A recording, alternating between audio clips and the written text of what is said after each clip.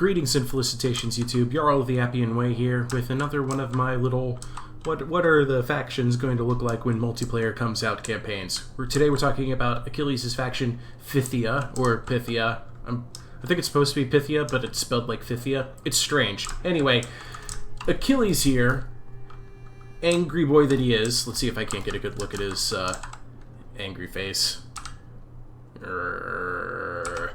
He comes in two variants.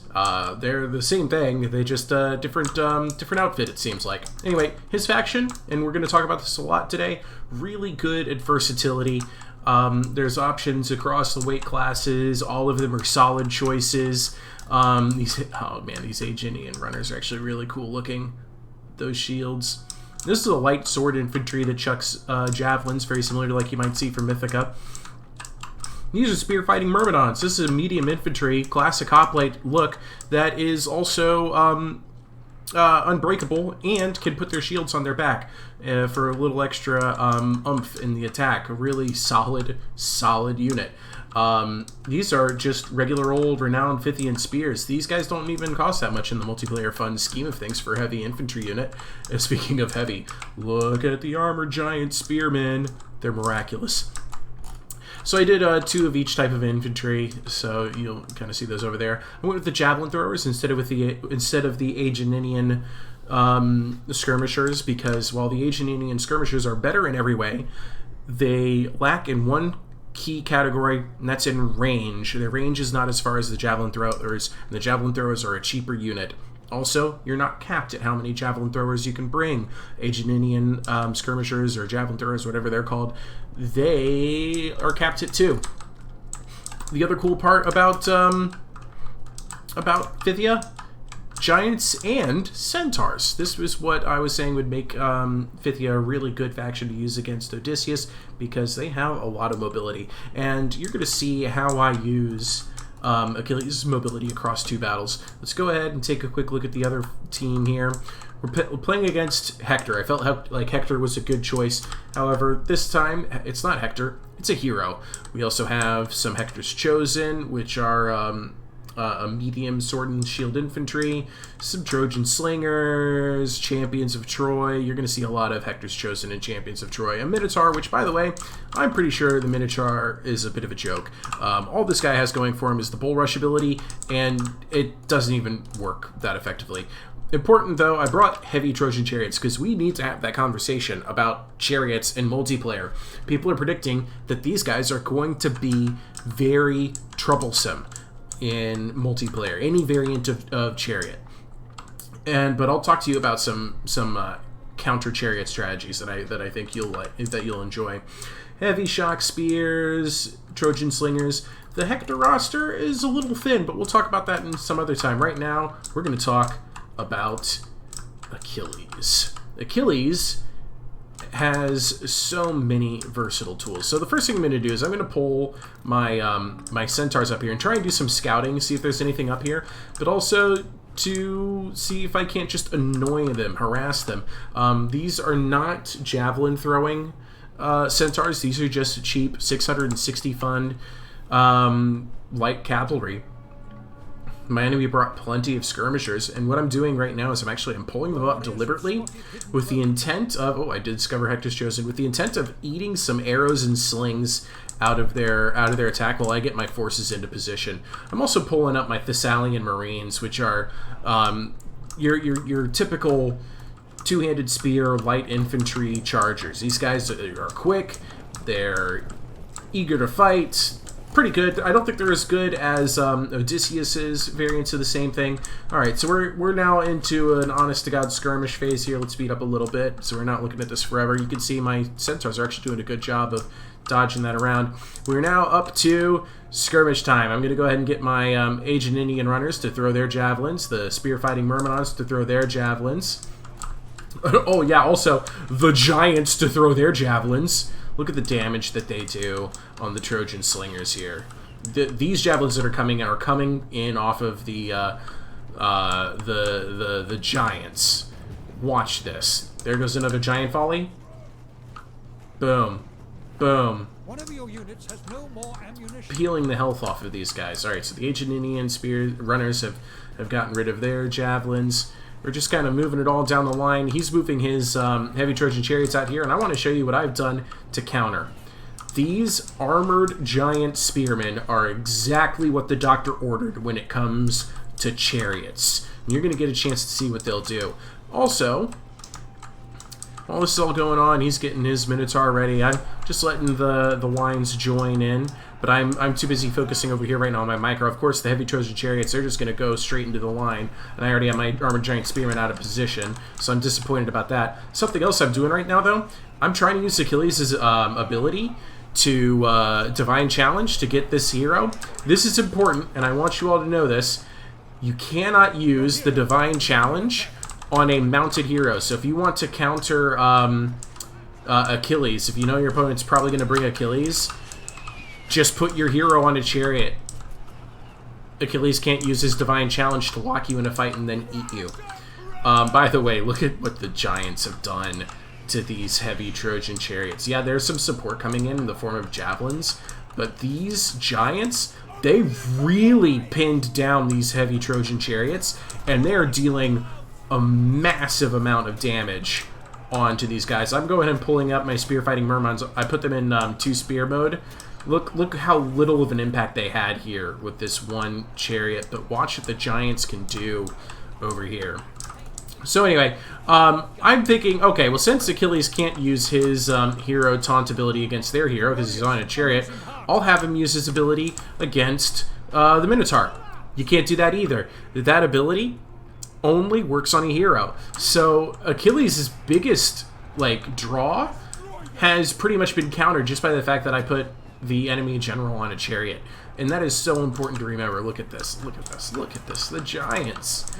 They're just boom, boom, boom. Chariot after chariot after chariot.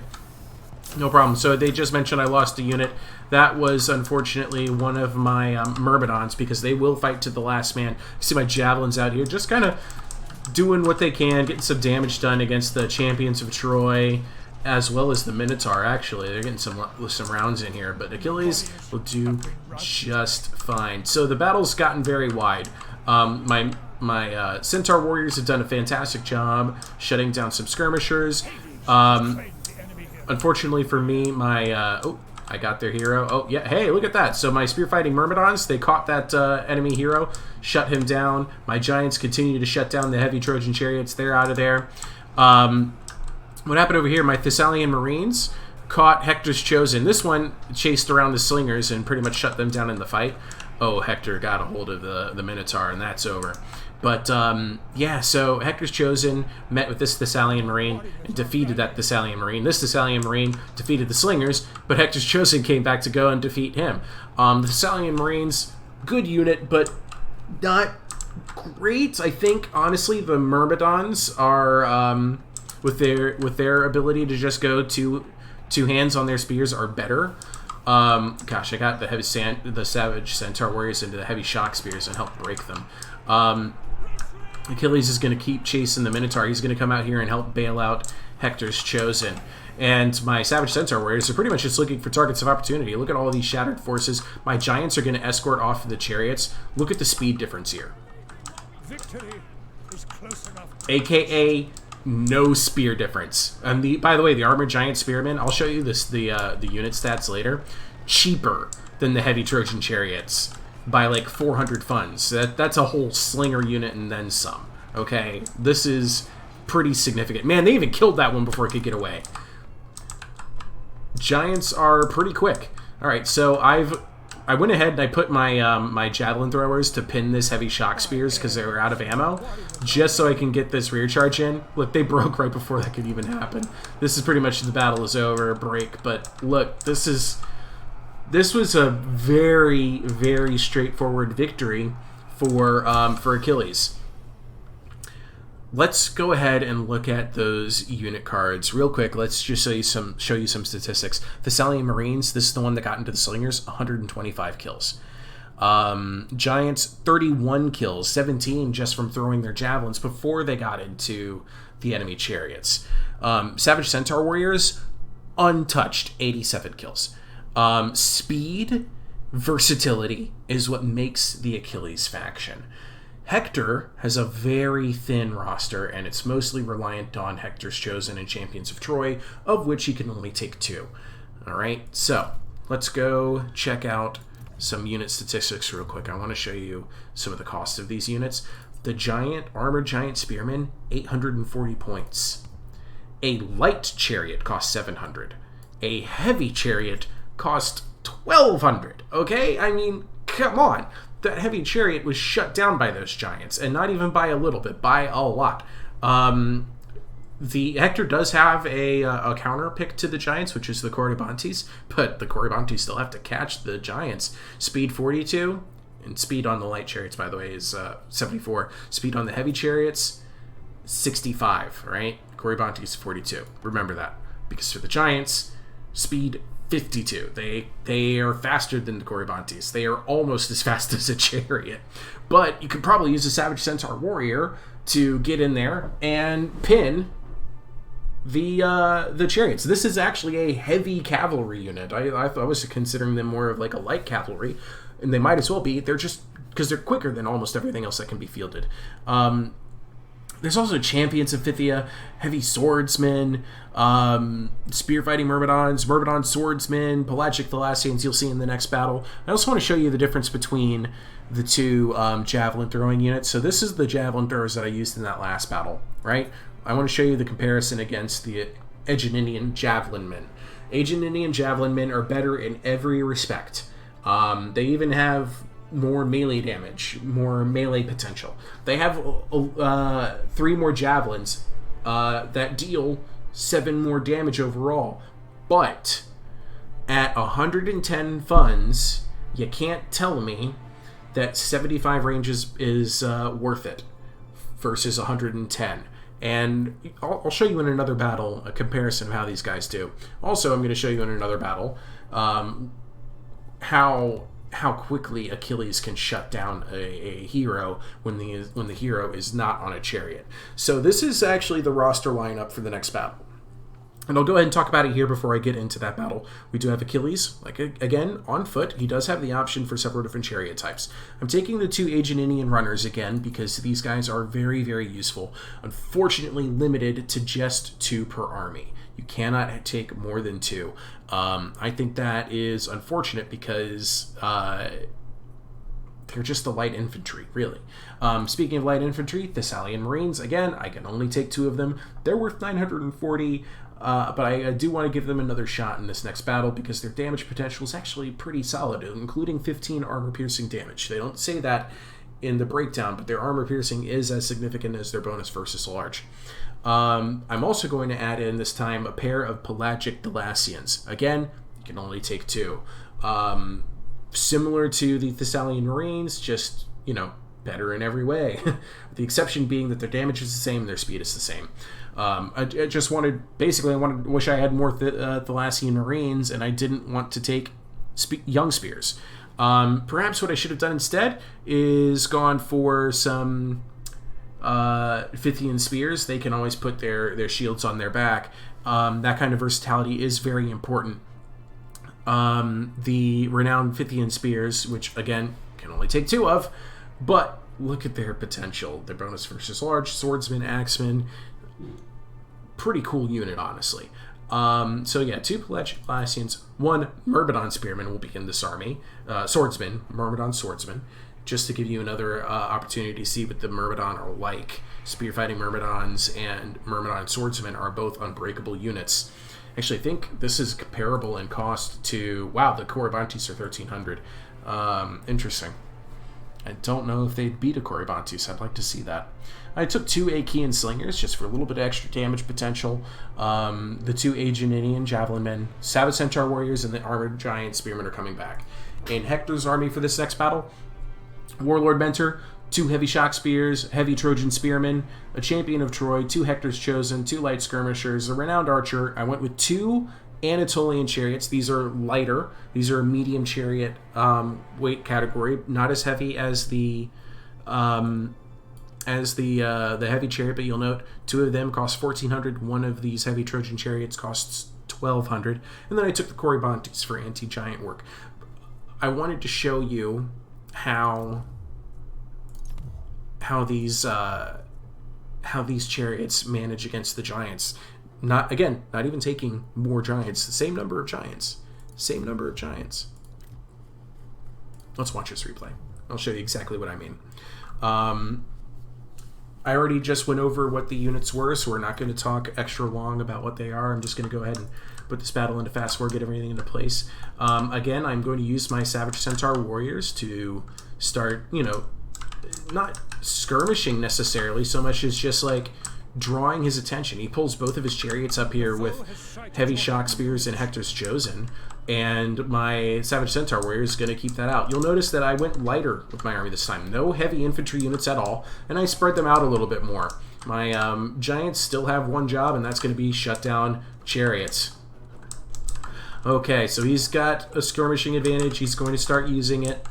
You'll note that he's pulled his forces up here to deal with my Savage Centaur warriors, but we can fast forward some. We're now in skirmish phase number 1. This, to me, was the closest I felt I've gotten to Rome 2 Total War multiplayer in a really long time. You're going to see that I pull up my Aegininian runners, and I'm just going to start unleashing javelins in multiple places, and then I pull these guys back while my more heavier forces come up to meet them, and I'm just kind of back and forth, push and pull, tide versus tide.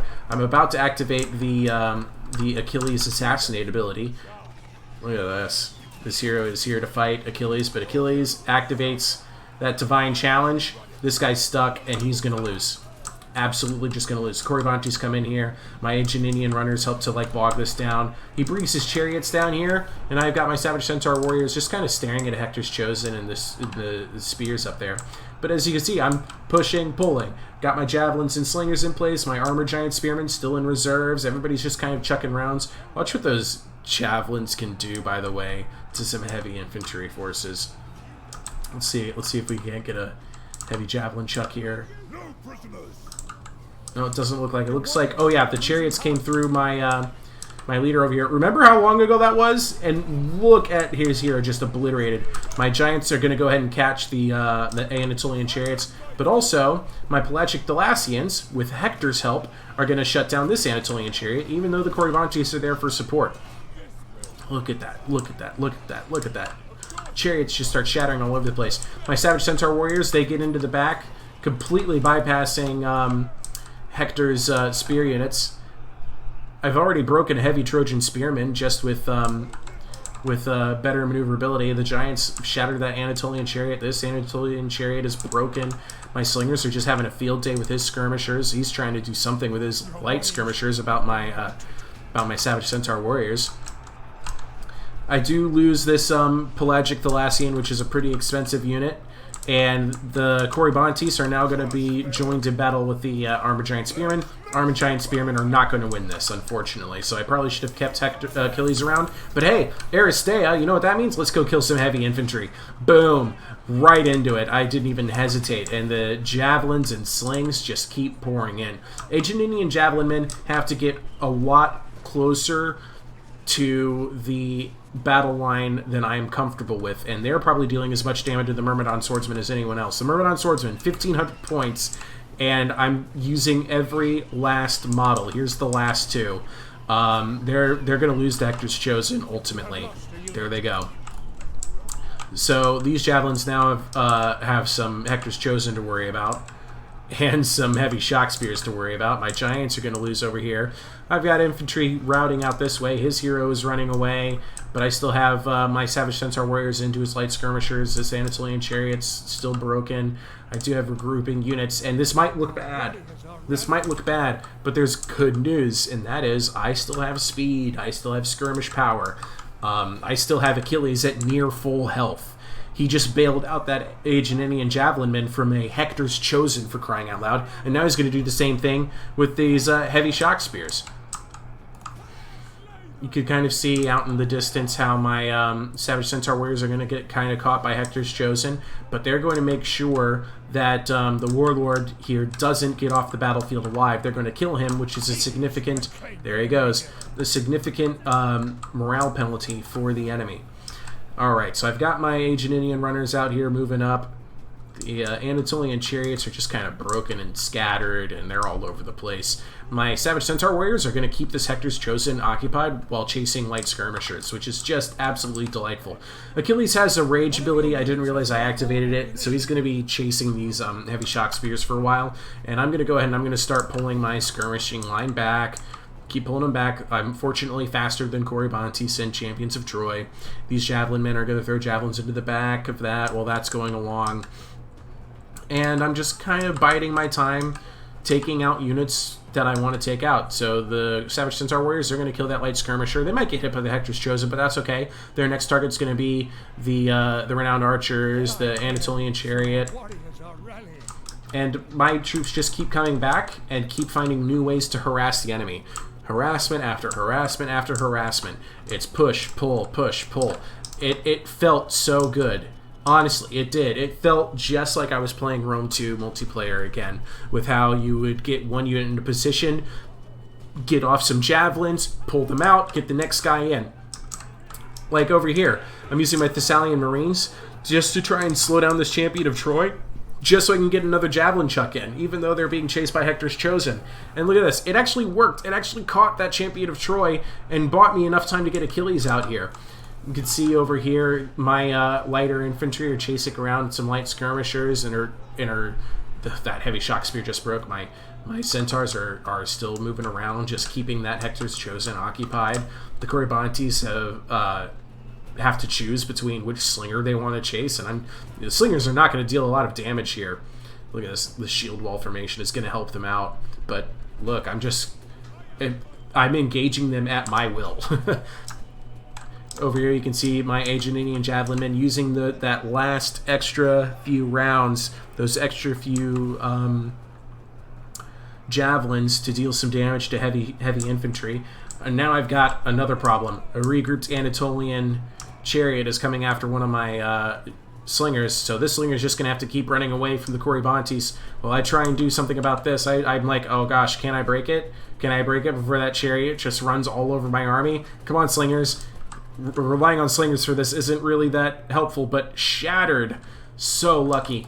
So lucky. My Centaur's still just giving these Hector's Chosen the run for their money, and my pelagic Thalassians and Aeginenian runners are able to come back. I still have Aeginenian chaplainmen over here, and Hector's... I thought he was about to stick around with those Champions of Troy, but I think I see their morale breaking, and I see an opportunity just to let my javelins use up every bit of ammo I can, and they can probably break. Yep, and they sure did. They broke that Champion of Troy. This Corybantes is getting closer to my slingers, and I'm at the stage now where there's only really 2 threats left on the battlefield. Corybantes, Hector's Chosen. So these slingers have to stand and hold their ground and last long enough for some support to arrive from, guess who? The Savage Centaur warriors. Look at this. One of these slingers actually manages to get a kill on the Corybantes. Watch this, watch this.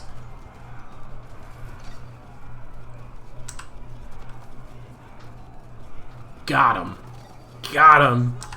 The slingers will not live. They will not survive. They're going to flee. But here comes the Savage Centaur warriors. And then it's just basically cycle charge and slinger. Cycle charge, slinger. Slinger, cycle charge. That one wasn't well timed, but there you go. Slingers fire, Centaurs charge. Slingers fire, Centaurs charge. And this time I can just stay with it until that Corybantes is gone. So I'm regrouping my infantry now. There's another Hector's Chosen out here, but I still have a mostly fully healed Achilles. So all I'm going to do is I'm just going to waste all of my ammo off my javelins and slingers into this. 61 models. We'll see if I can't get any more of their models dead. Yeah, I did manage to get one. And then it's just going to be a matter of, wasting that last bit of ammo, and then I'm going to charge in, and this battle's a done deal. You can see there's 41 seconds left. I'll let it play out, but basically, Hector's Chosen cannot stand... I mean, they did a really good job on the morale at that last minute. They are a tough unit to face, but that's the benefit of playing as Hector. You get to set the pace. You get to set the terms for the engagement, and gosh, it's fun. It is really fun. That felt to me like I was playing some Rome 2 multiplayer. He brought a much heavier army than I did. His hero totally shut down. His Corybantes got to do some work. These XP ranks were not there to start with, so that's what they earned. Archers shut down. Skirmishers shut down. Chariots, they did manage to get some kills, but on some really low-value targets, and even the low-value targets in my army managed to get some significant XP. My Merman Swordsman, unfortunately, they were not able to stand the test of time against Hector's Chosen.